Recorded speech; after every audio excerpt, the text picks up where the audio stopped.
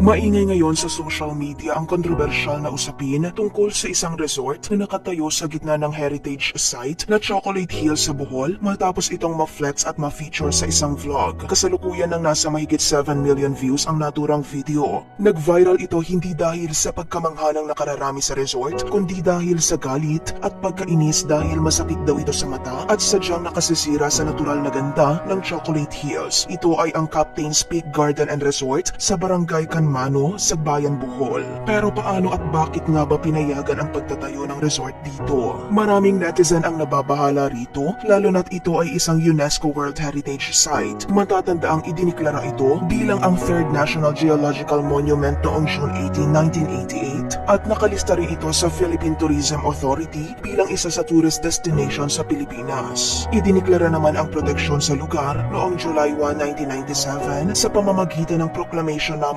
1037 na inanunsyo ni then President Fidel V. Ramos. Ito ay para i-preserve ang iconic landscape ng Chocolate Hills at para i-promote ang turismo habang pinoprotektahan ang biodiversity at environmental integrity sa lugar. Pero ayon sa official statement na inilabas ng Department of Environment and Natural Resources o DENR,